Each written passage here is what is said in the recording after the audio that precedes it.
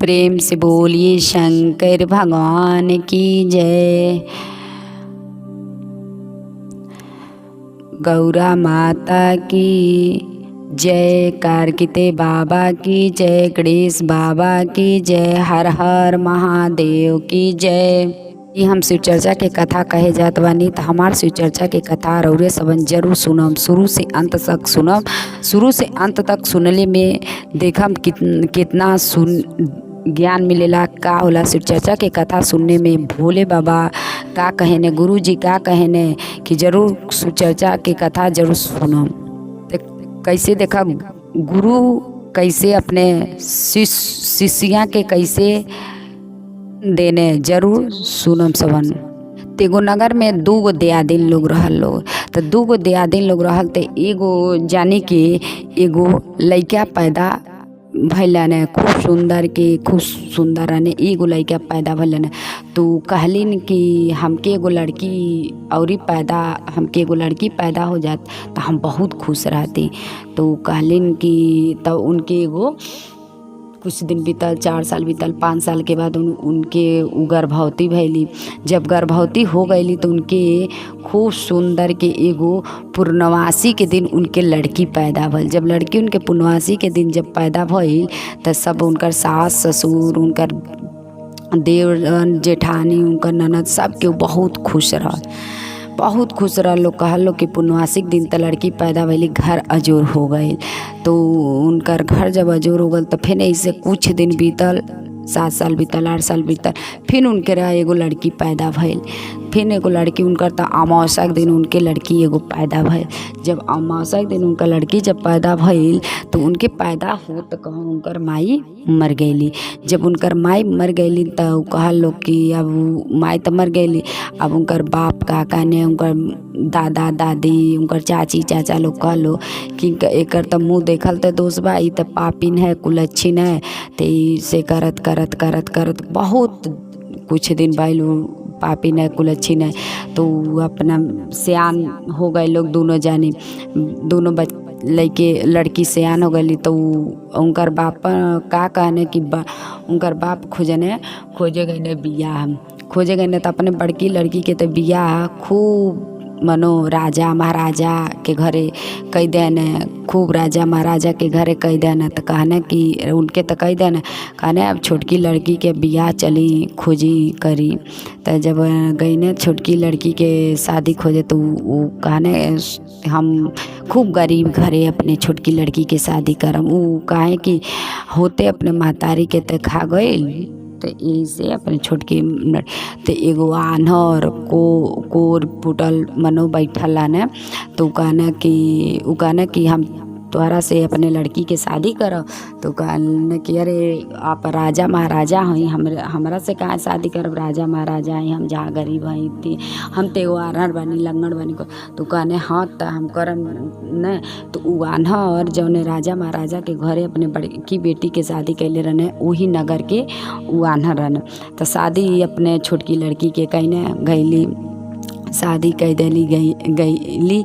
तो जब गईली तो उनकी गईली उनके ओकर बाद से कुछ दिन बीतल, उनके खैले के बिना ना अनाज पानी कुछ नहीं रहल, खैले के बिना इतने तो कुछ उनके घर में खाए के नहीं रहल। उनके बाप तो एगो कोरी लंगड़े के साथे तो कह दे। तो कहली कि तब उनकर बहिन वही नगर में रहली, तो उ शिव चर्चा के कथा कहवावे रही गईली। उनकर बहिन सब केहू के कहली शिव चर्चा के कथा सुने के, सब केहू के कहली। लेकिन पर एगो वही नगर में एगो उनकर बहिन रहली, तो अपने बहिन के नाय कहली कथा सुने के कि ये बहिन तू चलिए सुने। तो सब गुरु बहिना लोगन के तो उनकर बहिन कह दिले कथा सुने के, पर एगो अपने बहिन के नाय पूछले रहली। तो नगर में जब गईली न तो सब गुरु बहिना लोग जात रहल कथा सुने। तो कहल का हो तू नहीं चलू का? तो कहली कि हम कैसे जाई, अरे सुख रहेला तो सब केहू पूछेला, दुखे में केहू ना पूछेला। तो उ गईली तो ओकर बाद से गुरु बहिना लोग कहला रे चलो गुरु जी के कथा, भोले बाबा के शिव चर्चा वो कथा में तू चलत है। तो कहली कि कैसे हम चली, जब हमार बहिन हमके ना पूछले वाली तो हम कैसे चली। तो सब गुरु बहिना लोग लिया गए लोग। तो ई गईली जब गईली तो कथा में गईली तो सबसे पीछे बैठल रहली, सबसे पीछे बैठल इनकर बहन अपने बहन के ना पूछली कि ये बहन तू आयल बालू, तो गईली तो सबसे पीछे बैठल रहली, कथा में शिव चर्चा में सबसे पीछे बैठल रहली। लेकिन उनकर बहन मुँहऊ न बोलली न बहन के तकली। चर्चा खत्म हो गल तो ए गुरु बहिना के पानी पियली, सबके प्रसादी देहली, लेकिन अपना बहन के न पानी के पूछली न प्रसादी के पूछली। वो उनके बहन के कोनो दुख ना रहे, कहली कि हमार समय ऐसन बा कि हमके ना पूछिए, काहे के लिए हम गरीब बानी, सुख रहत तो सबके पूछत, दुखे में केहू ना पूछी। तब वो उनकरा बहन के कोनो कष्ट ना भई। खुदे जब हम गरीब बानी तो हमके दुनिया का दी, वही जैसे किस्मत के मारल बानी। चला केहू के दोष नहीं खे, हमारा नसीब के दोष बा। ते ए गुरु बहिना जब आवे लगल लोग तो गुरु बहिना लोग कहल लोग कि ए गुरु बहिना तो के प्रसादी ना मिलल है, तो उनकर बहन कहली कि ना हमके प्रसादी ना मिलल है, जाए दे लोगन कि हम ठीक बानी, भोले बाबा के गोड़ धइ लेनी, भोले बाबा से आशीर्वाद ले लेनी, हम खुश बानी, इहे हमारा खातिर सब कुछ बाटे। ने गुरु बहिना केहू ना देखता, लेकिन ई भोले बाबा ई शिव गुरु सब देखतनी कि का होता का ना होता, सब देखतनी कि करा संगे अत्याचार होता। तो कभी भी रहे तो सच्चा दिल से रहे, सच्चा मन से रहे। केहू दुआरे पे आ जाए तो ओकरा के एक गिलास पानी दे देवे के चाहिए, जौन मांगे तौन दे देवे के चाहिए। तो ई ना जानेला कि भोले बाबा कौने रूप में आई, कौने रूप में आए, के अमीर बनाए, के गरीब बनाए, ई केहू नहीं जानेला। तो परीक्षा लेनी ई ना केहू जानेला कि कब हमार समय पलट जाए। तो गुरु बहिना लोग अपने में से एक हक मुट्ठी प्रसादी लोग देहल लोग, तो गुरु बहिना लोग देहल लोग तो उ लेके अपने घरे अलिन। तो प्रसादी लेके घरे गईली तो उनका लड़का लड़की छोटे छोटे रह लोग तो कहा लोग कि ए मम्मी हम प्रसादी चाहिए, मम्मी हम प्रसादी। वही प्रसादी से हिन्ना लोग प्रसादी देहली, अपने लड़का के अपने बाल बच्चन के हिन्ना प्रसादी देहली। तो प्रसादी जब देहली तो उनका लड़के प्रसादी खा लेना, तो कहा तने उनका लड़के कि मम्मी हमके खाना चाहिए। तो कहली कि हम कहाँ से खाना दे कि हमरे तो आने कि ये मम्मी हमके खाना चाहिए। उनके घर में एक मुट्ठी अनाज नहीं रहल बनावे के, तो अपने लइकन से रोए लगली। कहली उनके पहले के बातें अपन सब याद आल, तो अपने लइकन से अपने बाल बच्चन से का कहे लगनी सुनम सब। का कहे लगली ये गुरु बहिना, होते जनमवा हमर माई मरी गईली हो, माई मरी गईली हो, बाप कईने अनहरन से बियाहन हो राम, बाप कईने कोरियन से बियाहन हो राम। होते जनमवा हमर माई मरी गईली हो, माई मरी गईली हो, बाप कईने कोरियन से बियाहन हो राम, बाप कईने कोरियन से बियाहन हो राम। होते जनमवा हमर माई मरी गईली हो, माई मरी गईली हो, बाप कईने अनरन से बियाहन हो राम, बाप कईने कोरियन से बियाहन हो राम, बाप कईने कोरियन से बियाहन हो राम। होते जनमवा हमर माई मरी गईली हो, माई मरी गईली हो, बाप कईने कोरियन से बियाहन हो राम। वैना का कहली कि बाबू हम कहाँ से तोहन लोगन के खाना दी, हमरा बस की हम नहीं के, हम कमाए जाए कहाँ से तोहन लोगन के लिए आई, तो कहाँ से तोहन लोगन के खियाई। ये अपन दुख ना सुनौली, तो अपने बाल बच्चन से अपन दुख सुनौली। कहत तली गुरु बहिना माई के कोखिया लेहली बहिनिया जनामावा हो, बहिनिया जनामावा हो। बाप कईने राजा घर बियाहन हो राम, बाप कईने राजा घर बियाहन हो राम। माई के कोखिया एक बहिनिया लेली जनामावा हो, बाप कईने राजा घर बियाहन हो राम, बाप कईने राजा घर बियाहन हो राम। किया हो राम हो बाप कईने राजा घर बियाहन हो राम, कि बाप कईने राजा घर बियाहन हो राम। कहली कि ये बेटा बेटी कि एगो हमारे एगो और बहन पैदा भइलली तो उनकर बियाह एक राजा घरन बियाह कैले रहने। आ हमार जन्म होते हुए एक महतारी मर गईली तो हमार कुलछनी नाम ध देहल लोग, कहल लोग कि इनकर मुँह देखे लायक नाई बा। फिर रो रो का कहतली, बाप मोरे नमवा धैन पापिन हो राम, कईने बियाहन कोरियन के संगवा हो राम। हे राम हो कईने बियाहन कोरियन के संगवा हो राम, बाप मोरे नमवा दैन कुल छिन हो राम, कैलन बियावा नरन के संगवा हो राम। हो कैलन बियाहवा नरन संगवा हो राम। तो कहली ने ए बेटा हम जातनी, हम नहीं जानतनी हमार भाई भौजाई बाने, जातनी हम वही जा। तो कहली कि केहू नहीं मानेला लेकिन भाई भौजाई तो माने ने। कहली कि जातनी भौजाई यहाँ तो कुछ मांग के ले आए। तो देखी वहाँ से जातली, दुखवा के मारन शिव गुरु गईली नैहरावा हो, गईली नैहरावा हो।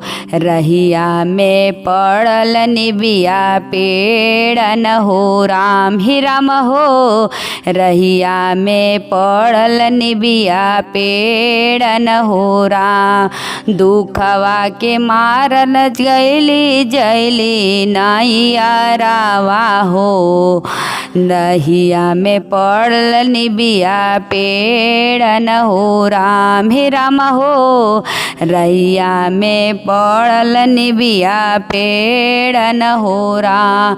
दुखवा के मारल शिव गुरु गईली नैहरावा हो, रहिया में पड़ल निबिया पेड़न हो राम, हे राम हो रहिया में पड़ल निबिया पेड़न हो राम, हे राम हो रहिया में पड़ल निबिया पेड़न हो राम।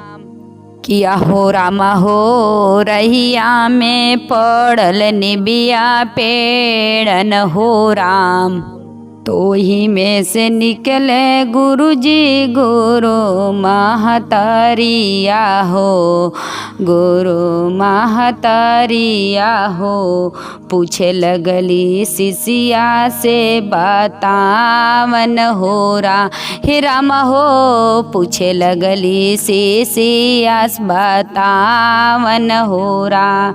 ओही में से निकले गुरुजी गुरु महतरिया हो, गुरु महतरिया हो।